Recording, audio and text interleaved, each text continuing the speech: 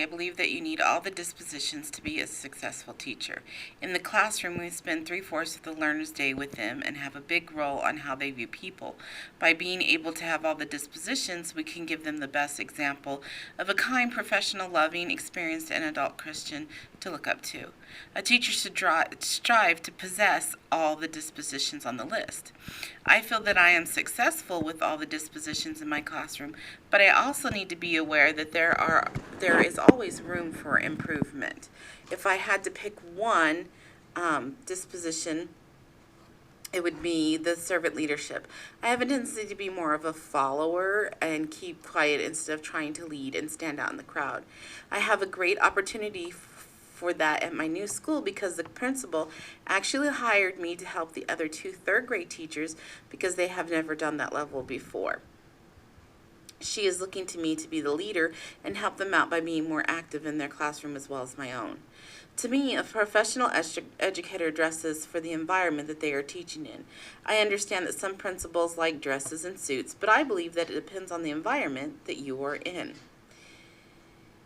If you are in the lower grades and get down to the students' level, like kneeling, squatting, sometimes you have to sit on the carpet. I believe that nice pants and blouses are appropriate for that level.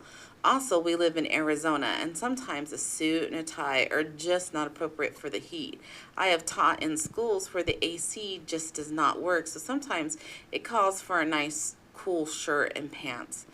Jeans can look professional as long as they are clean, neat, and nice blouse and shirt, and nice shoes are worn with them, preferably dark-colored jeans like black or dark blue.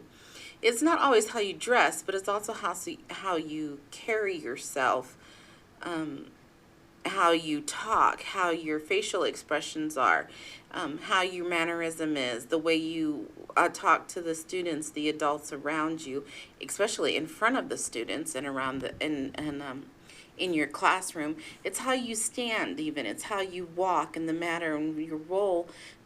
And all of these things can be very impressionable on our learners. So we need to remember that we need to be professional.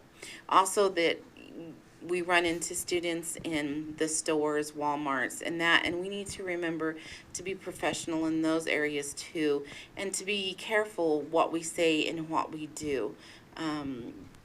Things like going to bars, those kinds of things.